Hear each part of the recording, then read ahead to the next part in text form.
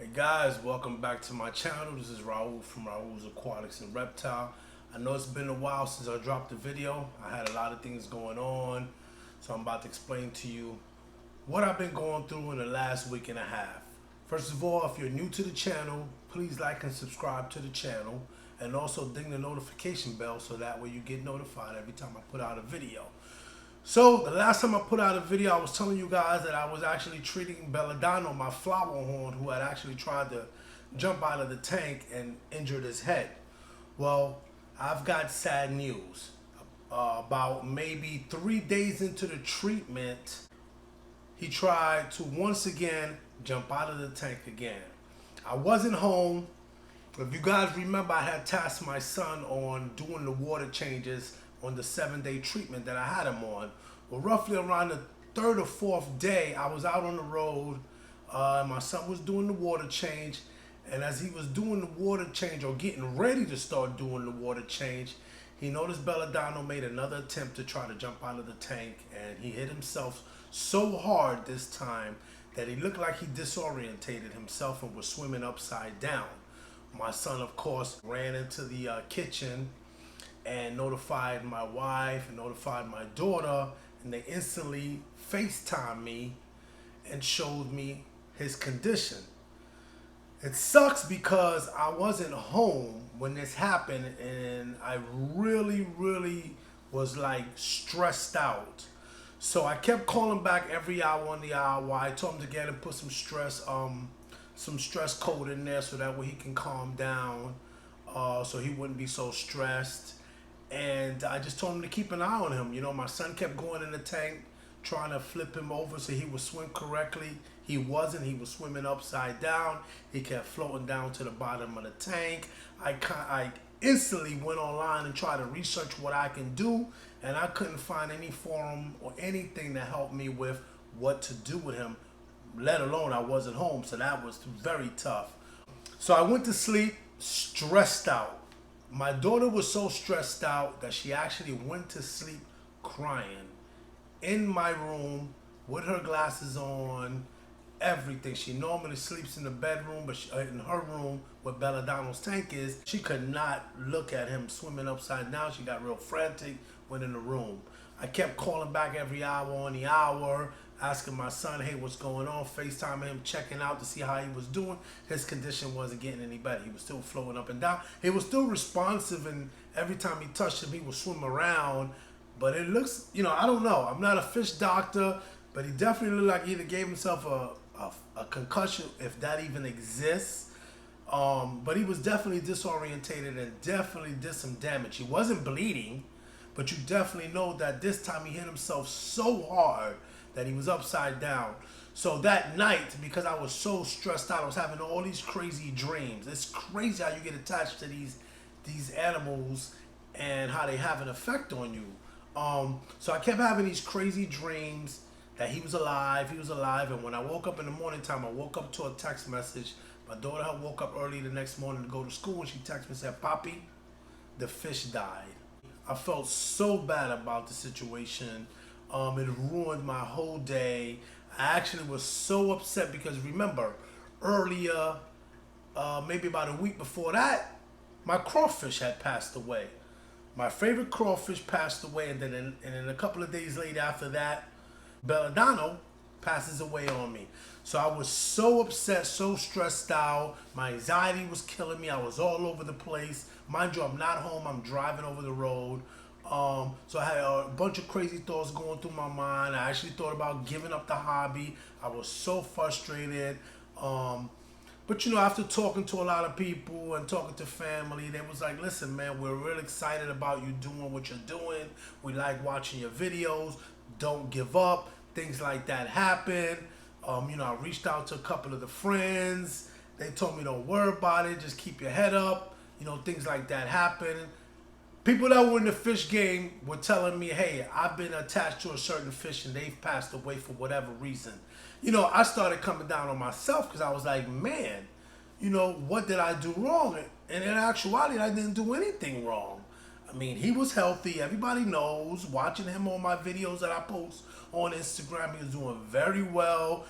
My last video I showed you guys, I go in there and I played with him. Everything was fine. You know, of course, you know, we had the issue with the lid. You know, I couldn't do anything about it. I feel so bad. That's what took me a while to actually notify everybody about what happened.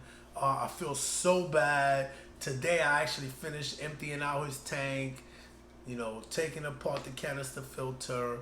I'm not gonna lie, I did get sentimental about the fish. I mean, I still think about him every day. It's been about, I want to say about a week now. So yeah, I'm feeling real bad behind it. I don't think that I'm gonna get another Flowerhorn. So what I'm probably going to do is take a break on that tank. You know, I still have the community tank. I still got the puffer tank, and I still got the tank in my room. And speaking about the tank in my room, the tank in my room had Thanos before he passed away, and of course you guys know I added Frida, the female crawfish, in there. Had Lucky, the goldfish, and it was also containing all my snails. So Frida was, how to say, Frida was such a little savage that she started eating up all my snails. I had a marina mothball in there. She started tearing it apart. So I was like, listen, man, I cannot keep her in this tank anymore. She's eating up all the baby snails. So I decided to put her in my 3.5 gallon tank and just let her be on her own. Check this out. All right, so guys, so basically this is what I plan on doing. Frida has become such a savage that everything I put in there, she's trying to kill. So I've decided to take her out of my 29 gallon tank and put her in this 3.5 gallon tank and leaving her in there by herself. It's like I can't put anything in there. She's just a savage. I mean, I don't want to get rid of her because she's acting like a crayfish. So, you know, it is what it is. So I'm going to go ahead and accommodate her and put her in her own tank so she can just do whatever she wants to on her little 3.5 gallon tank. Should be all right. So stay tuned while I put that together. Show you guys the finishing touches. Yeah, I went online and bought this little mini sponge off of Amazon. I brought this little mini heater. Today, as you guys know, I was over at Aquascape Supply Orlando. Picked up some of this dragon stone. It's just £1. I've got the gravel, so I've got it soaking in there. Punch some holes inside the bag. I'm gonna show you guys what I mean. You fill up, see the water dripping out the bag. You just punch some holes in the bag with a knife. Rinse the gravel out. I was looking for sand, but they didn't have any sand, so I'm just gonna settle with the gravel for now. Let it rinse off. Then you poke some holes in the bag, and then it's a small bag, so it just rinses out like that. And there's the 3.5 gallon tank. I'll show you guys after the setup's done. So here's the finishing touches of Frida's tank. She's got her filter that's built in on the top. You see the water flow there. She's got a heater in there, and she's got a sponge filter in there. Now she has her own little world all to herself. Little brat. So there you go. That's the finishing touches in the bathroom. Got a PVC pipe there for her to hide in. So, yep, all finished. Now she can kill whatever she wants. What I put in there, she can have. You know, today I got 2 new snails. As soon as I dropped the snail in there, she jumped right on it. I had to shoo her off of it. If not, she was gonna eat it. So yeah, that's the finishing touches of Frida. All right, guys, I hope you liked the video. So yeah, as you guys can see, I took her out and I put her in a 3.5 gallon tank in the bathroom. She's doing well. I've got her alone. I don't got to worry about her killing nobody. The kids were upset with her. They was like, oh, my dad, we should get rid of her. And I was like, listen, I can't get mad at her for being a crayfish and acting like a crayfish. So, you know, I just separated her and I put her in her own individual tank. She should do well. So the tank in my bedroom, I'm just going to go ahead and leave that my snail tank.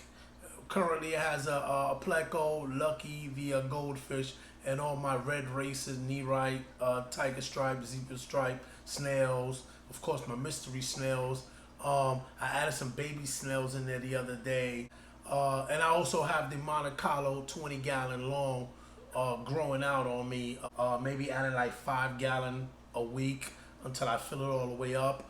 I'm planning on buying a 20-gallon stand to sit it on. I'll probably put it behind me on this wall. I'll keep you guys updated on that. But I just wanted to put out a quick video, not too much video footage on the tanks and everything. I didn't do any of that. I just wanted to more or less update everybody on what was going on with the Belladano. I'm still dealing with it. It's still tough for me to swallow the fact that he's gone. You don't know how much I love that fish, and now he's gone. So yeah, I'm still dealing with that. But I'm thinking about in the future is getting my son the water cow goby fish that he's been asking me since even before I got the flowerhorn fish. I got two people, either Predatory Fins, Rodrigo's down in Boca Raton, or a place called Something Fishy here in Oviedo, Florida. They might be able to get the fish from me. If not, I'll just continue to do more research. As you guys can see, I'm wearing this shirt. It says DI4G, Do It For God. It's a young man who I've watched since he's been small, grew up to be a big young man now. He plays for the University of Central Florida, actually. His name is Josh Kelly. He started putting out these shirts, Do It For God. I went on ahead and caught me one. I'm going to put his link down below so you guys can look him up on Instagram. And if you like the shirts, go ahead and go to his site so you can order some shirts. I really dig these shirts, man. It's really, really nice. It also says in the back, Do It For God. I love it. I love this shirt, man. You know, I'm also showing a young man some support. He had a rough childhood growing up. He knows my boys since they were little. They played Pee-wee football. They played in Pop Warner football. The young man is doing really good. I'm really, really proud of him. So go support him. Like I said, that's going to conclude the video for this week. If you like the video, go ahead and hit the like button. Go ahead and hit the subscribe button. And don't forget to ding the notification bell so you guys are aware and get notified when I put out a video. I want you guys to have a nice week. Take care. God bless. And I'll see you guys next week.